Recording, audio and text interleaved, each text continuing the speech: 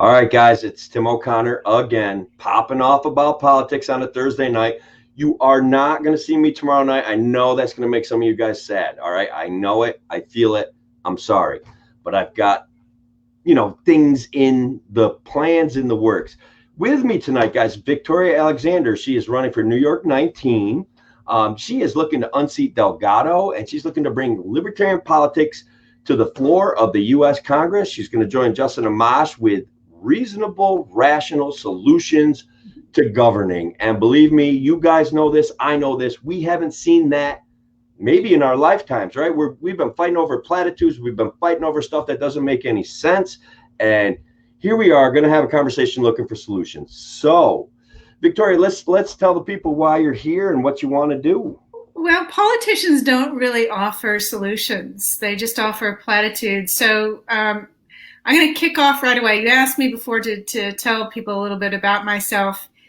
I'm a philosopher of science, and I study complex systems, and that has taught me about the free market and the need for decentralizing power. So that's where I come from. Yeah. I'm studying all these things in nature and in business and complex systems and in society. And I'm learning over and over and over again that the idea of top-down control just doesn't work. It doesn't create a healthy system, a resilient system, a robust system, or a smart one. So that's where I come from. Yeah. And Well, when I put that out there, I talk about this. We're constantly begging the next layer up of government for stuff, free stuff, and that doesn't fit my lifestyle, and that doesn't fit the people that I know. That doesn't fit their lifestyle. We're in rural upstate New York. We've got a really smart group of people that listen to us, that work with us, that go to work and get things done every day.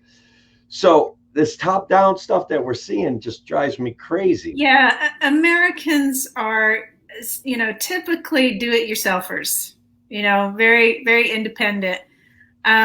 I was talking to a friend of mine from Paris, and I mentioned to him something about local currencies.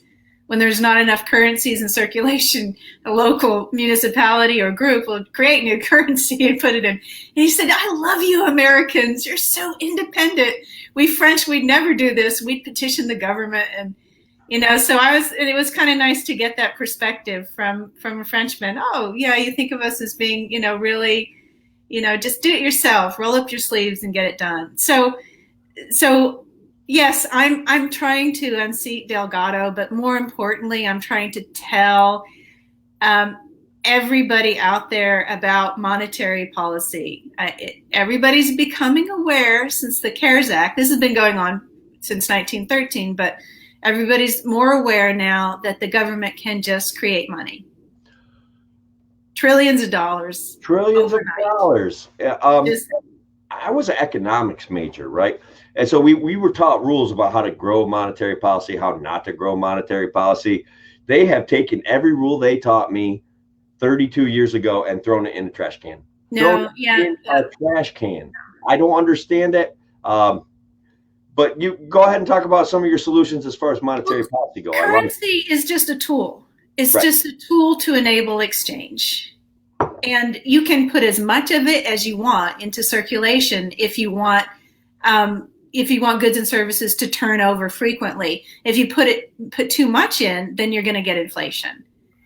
And one of the rule for controlling inflation is you never print money and just give it to people for doing nothing. If you're printing money and you're giving it away and you're not getting product for it, no product is being created, then there's nothing to sell. So you've got a lot of money in circulation and there's no goods to buy. That's how things get very expensive, right? So right now what they're doing is they're creating all this money. It hasn't hit the market yet. It's still in Wall Street or whatever. When it hits the market, there's not going to be any goods to buy. People aren't making anything. And look at our friend RCI says, I have a wheelbarrow if needed, right? So yes. I see you're right. Yeah, you're thinking of Germany before. Yeah, they're thinking of money in Germany. You would load up a wheelbarrow and you'd go buy a loaf of bread. So we have digital. So that's what's going to happen. So so the old idea to make money stable and keep it from having it is to have gold to back it, and you couldn't create any more currency than you had gold to guarantee it. Right. Well, if you do that, then how do you get the gold? You got to pay somebody to go mine it, right? Or you've got to invade a country and steal it, or you've got to tax your citizens and take it from them. Right. None of those ideas sound very good to me. They sound awesome to me. You're in enough wars. We have proxy wars going on. We're propping up the price of oil with our young men and women. We're fighting like socioeconomic wars on behalf of I'm not sure what. So I've been really disappointed. Like I want a strong national defense. I believe in taking care and being prepared for disaster. But when I see us over in Somalia and Afghanistan, and we've been there for a couple decades, I'm trying to figure out why. Well, I'm not saying you have an answer, but I'm trying to figure out. Yeah, well, everything goes back to the monetary policy. A strong defense is having a self-sufficient domestic economy. Right now, we rely on too many imports. And so if for some reason there are sanctions against us, or if we can't, or our money fails and we don't have enough money, the exchange rate to buy enough goods, we're in big trouble. So the best defense is to have a strong domestic economy and decentralize the food and the energy production so that we don't have all our eggs sitting in one basket. If we have, huge power plants located in one place, those things can be taken out and take out the entire eastern seaboard. I'd like to see small scale energy production, all over, hooked up to the grid. But that would be awesome. I was saying, how do you back the dollar if you don't back it with gold? Well, you can build an energy grid. Yeah. Create the money, pay people to build a very good energy grid, and let the free market hook up to it. Okay. Let customers and producers hook up to the grid. And it's a service that the government provides, just like the government provides a road, and you pay to use it. Right. I do like decentralized power. Hang on, Dan Donnelly. First of all, he's a great libertarian. I met him in Albany for the first time, but we've expanded our friendship on Facebook. He's got a question, and it's a long one, so we got to get it up there, and we got to kind of read it and parse through it. All right, Americans used to hold gold reserves with species issue. Okay, good. Can Dr. Alexander, that's right, we forgot to mention that. Can Dr. Alexander explain how currency issued against public infrastructure owned by no one person will improve monetary stability? Okay, sounds like a reasonable question to me. What do you say? Well, you can't create any money unless you have that much in value of infrastructure to get in exchange for it. And then you're able to charge people to use that infrastructure. So you're getting money back. You're just, it's just like any private enterprise, any private corporation that would build an energy grid, and then they would charge people to use it. The government is at an advantage because the government can create its own money and doesn't have to take out loans or save up that capital in order to be able to do that. So it could immediately build this infrastructure that then the government can charge people to use. And that guarantees the value of the infrastructure, and it makes the country more wealthy because we'd have decent infrastructure. Our infrastructure is falling apart. It's not in good shape, and it would help the economy run more smoothly. And and you can do this over and over again with various things, with mass transportation. Right now we borrow so much money in order to build this public infrastructure that we end up paying a lot of money in interest, and we shouldn't be doing that at all. So the people own the infrastructure. The American people own it. it never feels like I own it. It feels like they want me to think it's a gift to me and a gift to you. And so, well, so the gold sitting in Fort Knox is put there because in theory you could back the dollar by selling that gold off, right? In theory, you could sell off the energy grid too. So it serves the same. It's a valuable object or structure of some kind that is being used to back the dollar.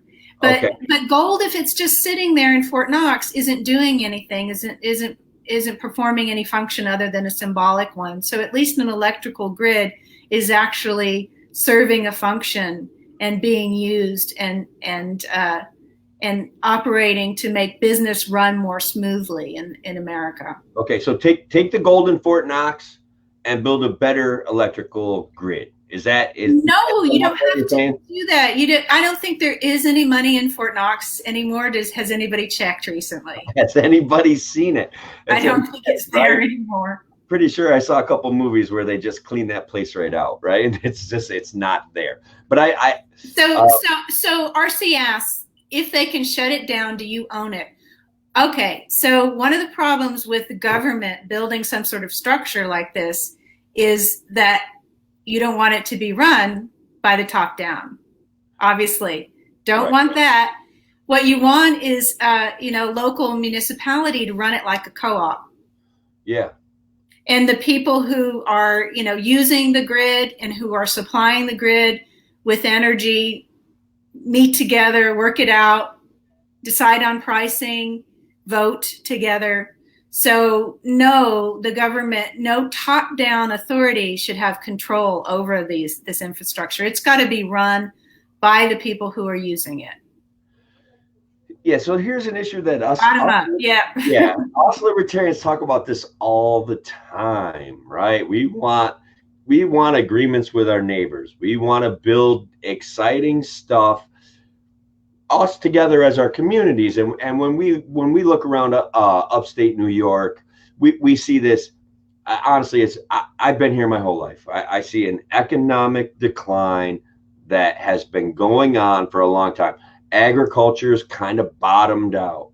So the green energy ideas, I like them. And so maybe this is where you and I can find some sort of simpatico agreement, right? If everybody had a solar panel or two on their house, or everybody had a windmill, if everybody did something to generate some electricity, then they kind of have independent control over some sort of power that they have available. So I know we're looking at maybe this whole community that I live in builds some sort of electrical generation system. I like that idea too, but I wanted to go one step. I wanted to go right into my pocket somehow without it being a bad idea for my neighbor. What do you say about that? I like independent energy producers, and I like small scale, and I like the independence, because if the grid goes out, your solar panel on your house is still going to be feeding your house. And one of the things that keeps people from doing this, I was looking into putting a solar field in a lot that I was working with WHVW radio. They have a big lot and they wanted to fill it with solar panels. Okay. But there are regulations against it, and it made it so difficult that it would end up kind of breaking even, or maybe even costing a little bit more to have it. And this is a perfect spot near the electrical towers, and it's hidden. Nobody will see it, and it's just a perfect place to generate solar energy.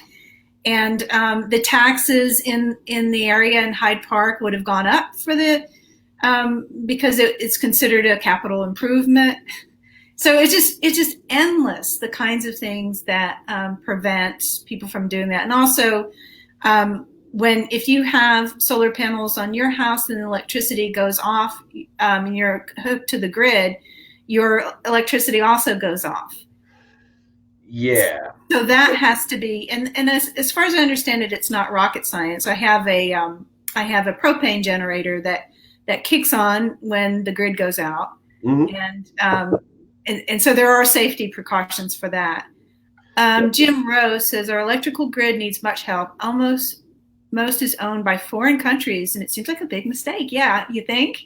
I mean, I'm pretty sure. Well, and I think Jim knows firsthand. I'm pretty sure he works in that field. That we are our local distributor of electric is in fact, at least in part, owned by a Spanish company. And I may get the details not exactly right.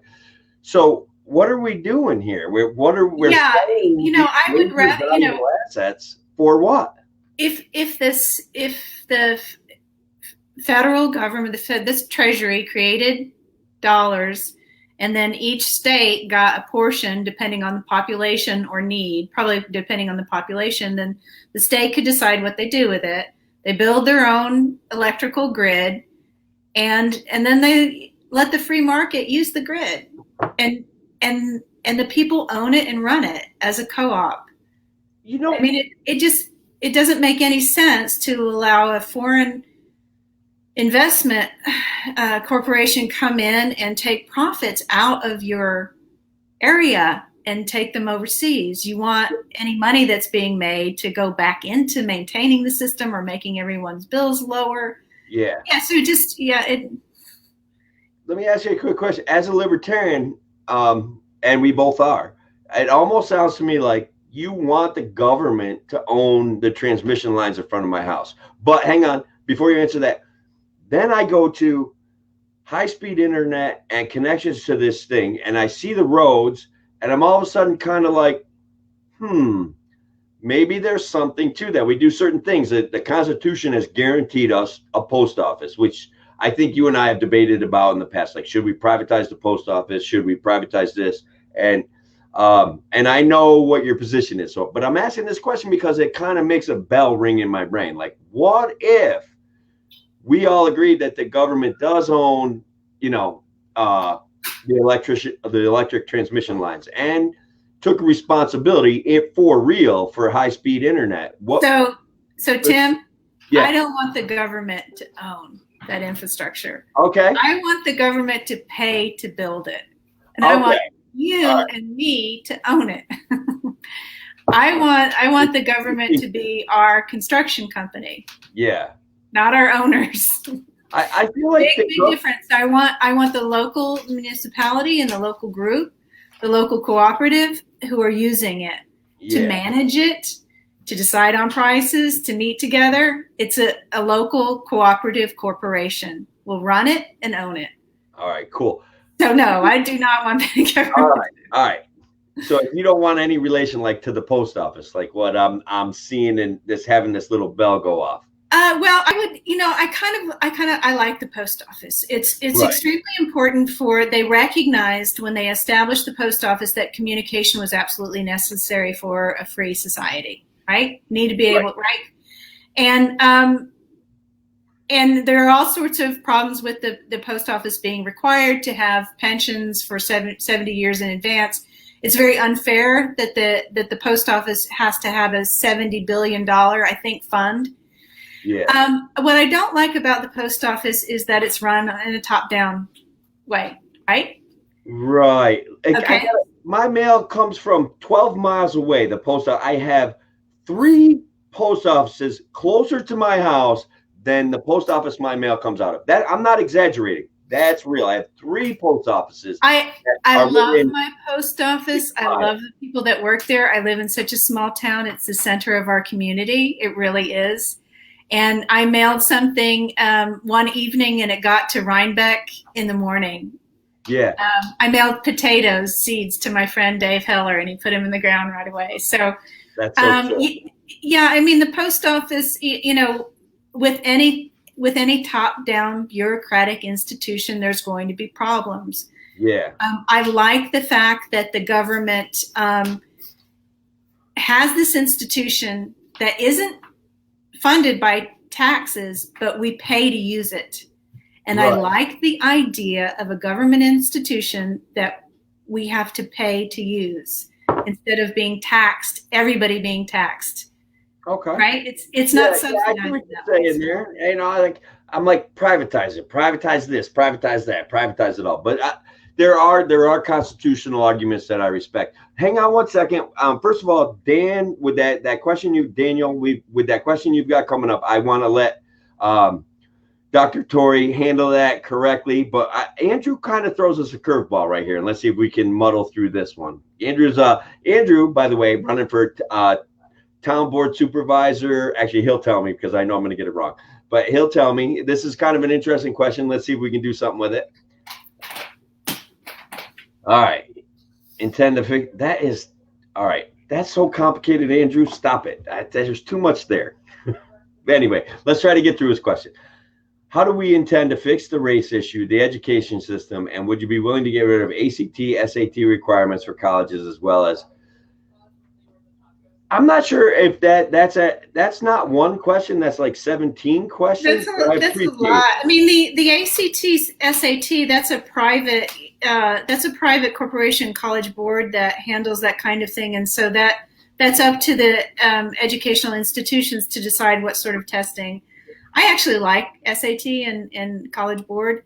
So no, if the universities are using it and they like it and students like it, and if people don't like it, then they should find a competitive testing service to replace it. Yeah. So look, my whole educational success was based on standardized tests. I was probably the worst student that most teachers had ever seen, but I would go in and I'd rock a test and they'd be like, all right, we still got to pay attention to this kid. So I'm not against standardized tests like a lot of people are. I don't think they should be taught. Yeah, I homeschooled my kid, and I didn't test him through his entire education, and then he took the SATs and I hate teaching to the test. Yeah. Most tests are terrible. SAT is not actually that bad. I'm surprised. Brass tacks. Yeah. So this is a great question, right? Would you support that? I mean, absolutely. Who would not? The only thing that I wouldn't do is I wouldn't create subsidies to encourage hemp to be grown. I'd get rid of the corn subsidies and whatnot. So, yeah. Yeah. So listen, that's a real question. There's not a ton of regulations on hemp, but there's enough where it would stop me from going down to one of the fields I've got and just planting hemp. It would be, I've got to file some paperwork with the local sheriff. I've got to apply for a permit from the government. Then I got to come up with $500 to put some seeds in the ground. I mean, this kind of stuff is crazy. Okay. Hemp is hemp. There's no reason that I can think of. Somebody convince me because it looks like marijuana. That's my product. Don't worry about it. If kids steal it, I'll deal with that.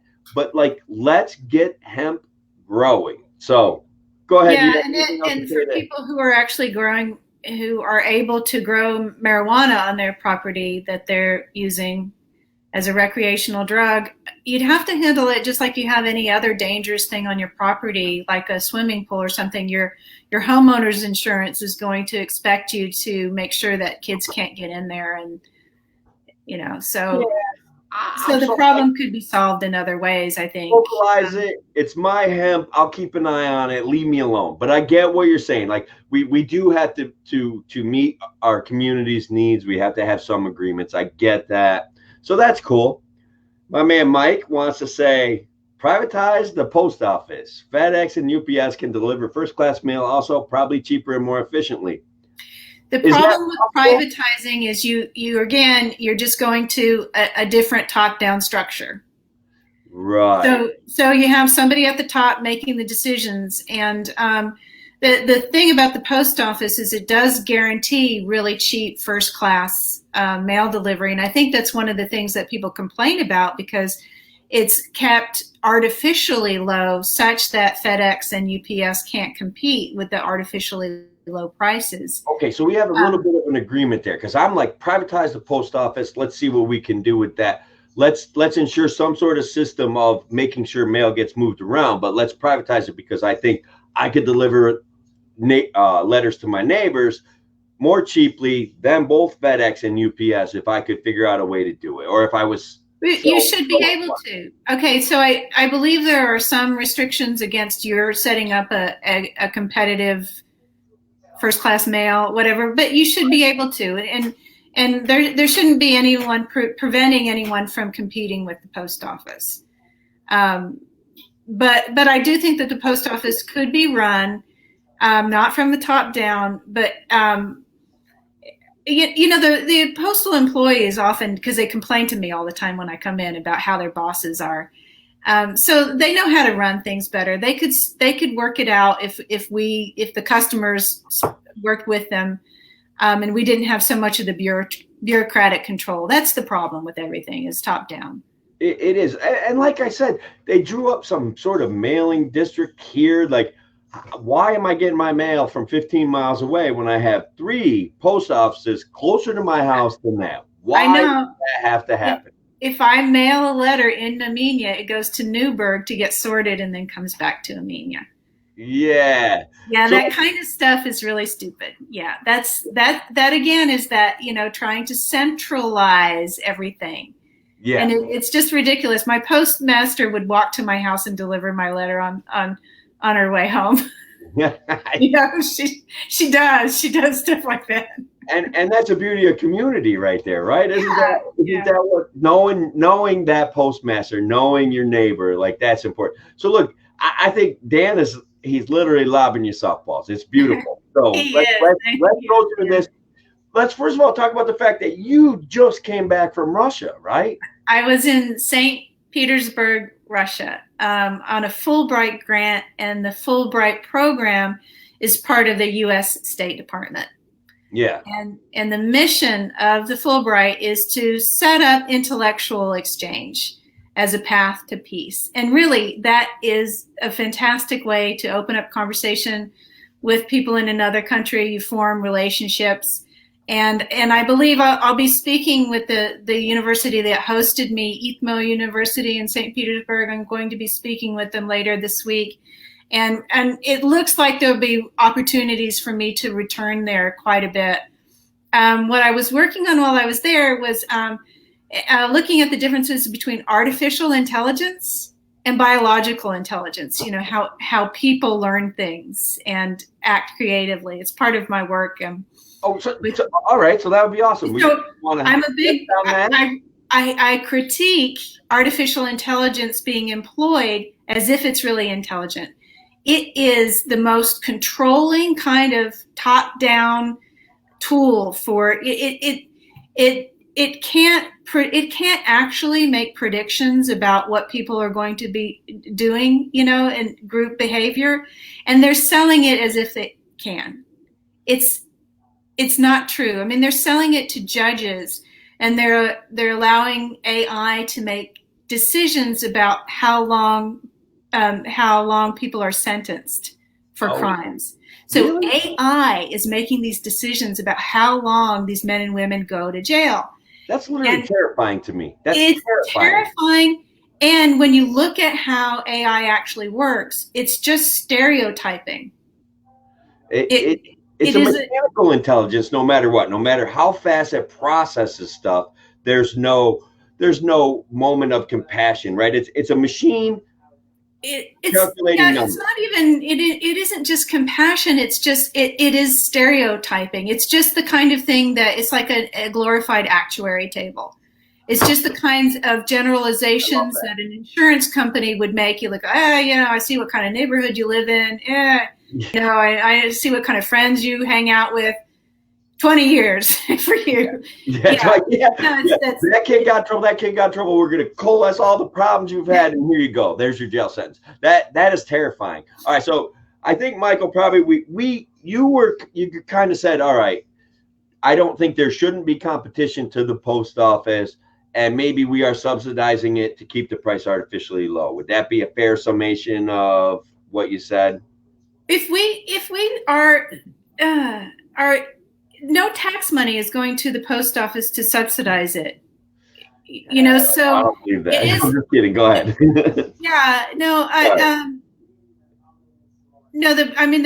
The thing about the post office losing money, it's been required to put together a pension plan for employees for the next 70 years, people who haven't even been born yet. So that requirement is making them, it looks like on their books that they're going broke, but actually they're putting all this money away in a pension. So so we don't pay taxes to run the post office. I mean, I guess you can say that the post office has all this valuable property that they got for free, Yeah. But I use it. It's my post office, and I say that's my post office. Yeah. Yeah. All right. That makes sense to me. Yeah. No, I don't know what I do. I live in a small town. Post office is really super important. I think it probably could be used to do a lot more things and make better use of that building, and the people there. Yeah. So There was no questions there. So it's basically Dan's trying to help us get some questions, right? So which is awesome. Somebody asked whether or not I thought marijuana was dangerous. Oh yeah, let's go back to Michael. Michael is first of all, Michael is, I literally consider him a friend of mine. He's a libertarian, been a libertarian for 25 years. He which is longer than me, like, oh, you still there? All right. Yeah, sorry. Okay, thought we lost you for a second. Anyways, let's go back to Michael's comment because there's a couple questions in there, a couple things to think about. Marijuana is dangerous. Did I say that? I don't know. I think I may have. I don't like it. I'm a mom. I don't want my son to do it. I don't want my son to use it.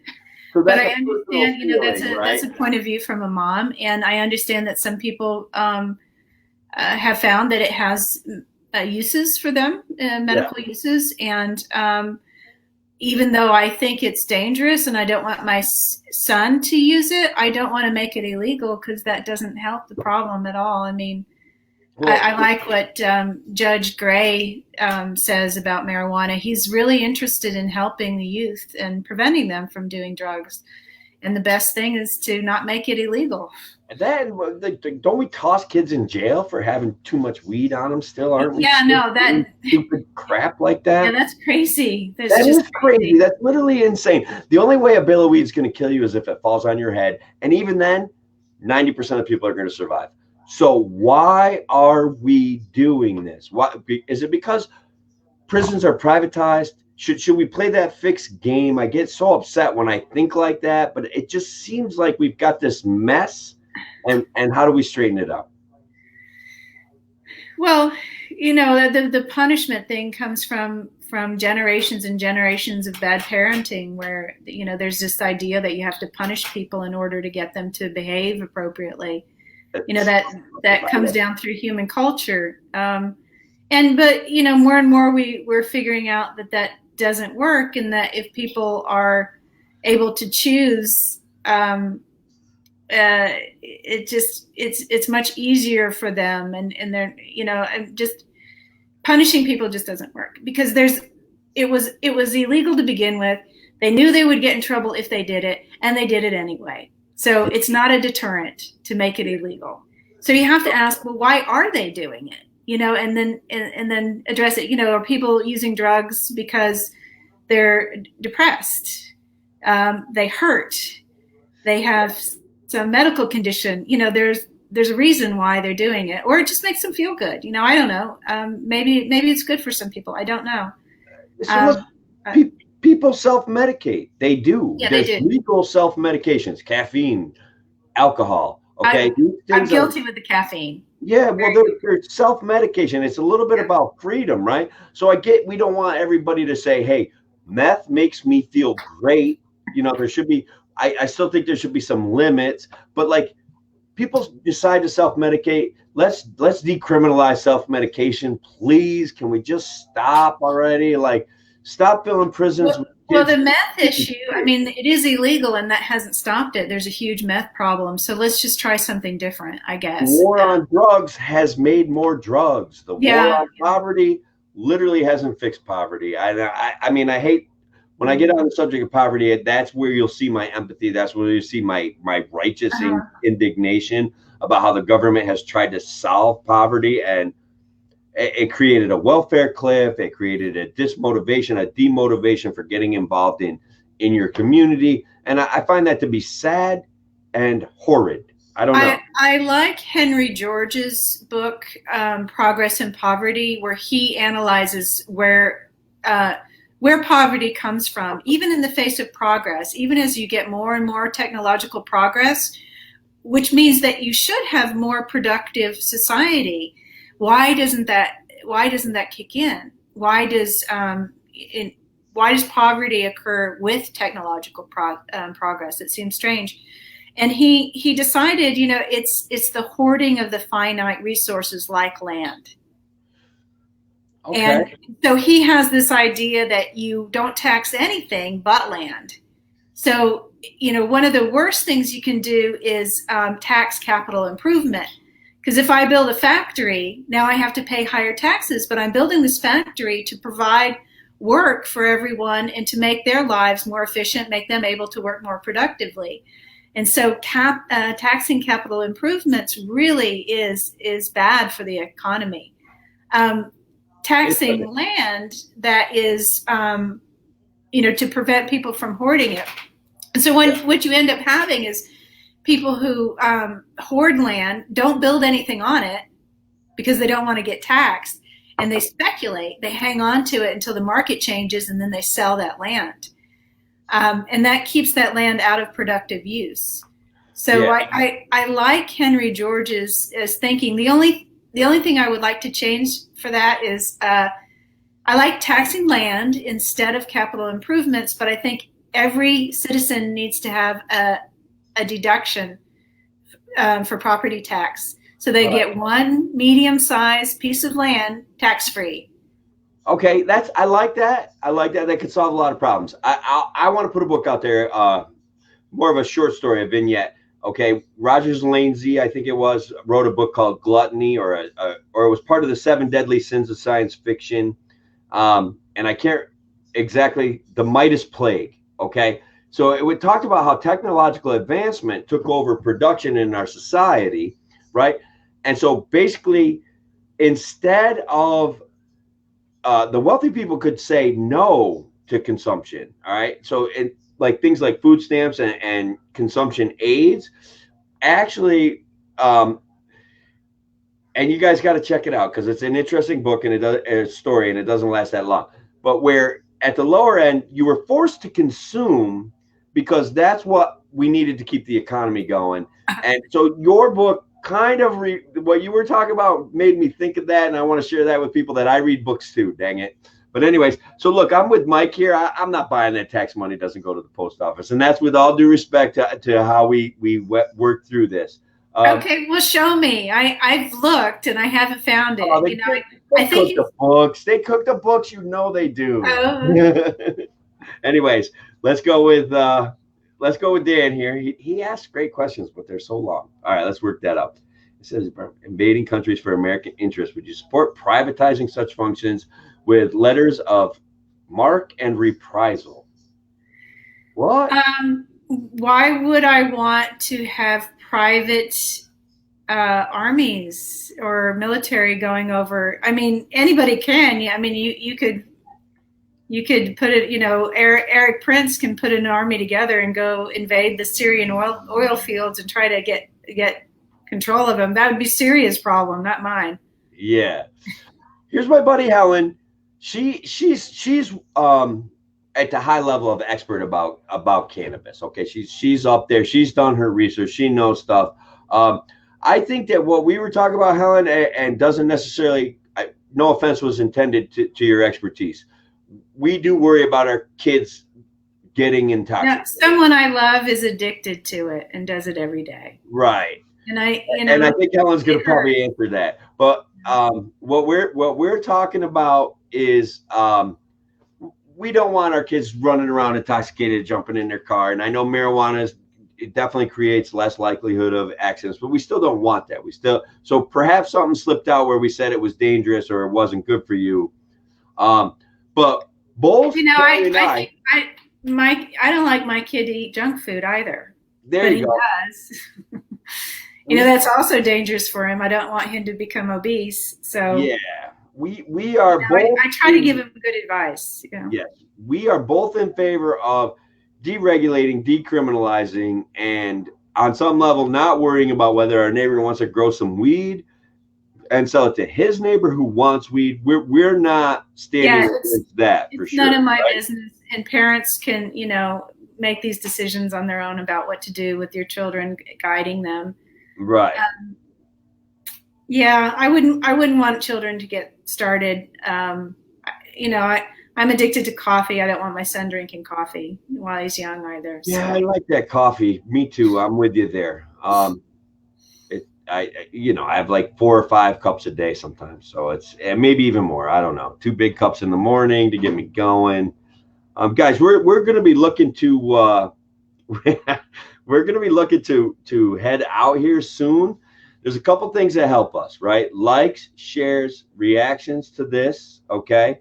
And if you guys have questions before we wrap this up, it's important to ask them now because we're going to be moving on. So let me ask you this, because we're gonna kind of get off to where we're campaigning. What can people do who are watching this to help you beat Antonio Delgado? What can they do? Go to my website, directdemocracyus.org, and click on the Get Involved link, and do whatever you can there. I've got some suggestions of some things that you can do. And the most important thing that you can do is share information about monetary policy. We don't have to pay taxes in order to build the infrastructure that we need. And we can run it ourselves. And government can just be our construction company or a property management company. And we can run this.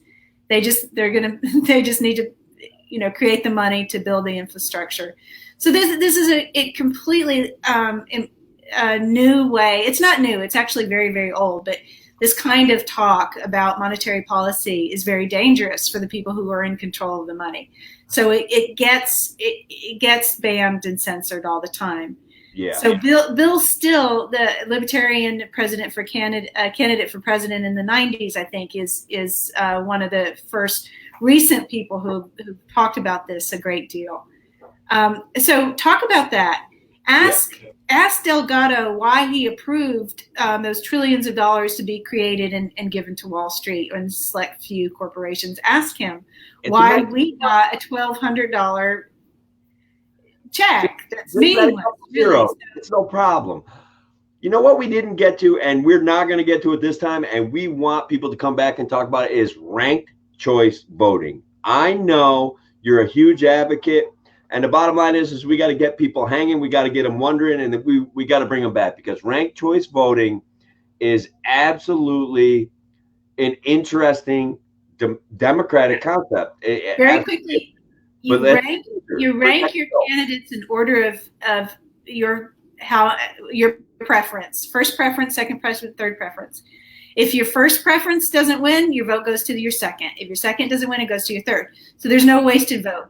So yes, and there's legislation in New York Senate and Assembly now that you could pass it tomorrow if we got enough people to demand it. So yeah, so we're getting and look, I love these guys. I love the effort they're putting in out there. They're very important to us, right? They're helping us spread our message. So we got Helen and Daniel disagreeing a little bit, but they're basically on the same side of the whole thing. So that their disagreement is very minor, and it's great. And those kind of little debates help us, because Facebook loves controversy, man. Helen, I don't know anything about. I don't have personal experience with pot. Only the time I smoked it in 7th grade, and there you go. All right, right? Yeah, there we go. So guys, listen, we appreciate it. We did pretty good. We're hitting our time limit, but we'll do a whole show on ranked choice voting and more legalization stuff and less government, decentralize the power. So guys, help us out, help me out, keep thinking libertarian thoughts, and let's have those conversations, guys. Reach out to me on my Senate page, reach out to Victoria on her Senate page. We're here to answer questions, because sometimes we have these conversations and we can talk about them for days, right? And Emmy shows up now, man. You got to go back to the beginning and start over. So we have these conversations, and maybe I say something wrong. Maybe Victoria says something that doesn't quite settle right. Check us out. Talk to us about it, okay? Yeah, we appreciate it. It helps me work out my policies when I get. Yeah. I have all sorts of sloganeering that I've been working on, but I'm not going to get into that tonight. I just want to thank you for being here. And I even had a platform that I was going to ask you if you would sign on to. But again, we're at the time limit. You guys got to come back and check out more of this conversation in the future. And thank you very much, everyone. Thank Have you. a good evening, right? Have a good Thank evening. you. Good night, everyone. Thank you very much. That was great. That was a lot of fun. Oh, I didn't hit end broadcast. I'm hitting it now.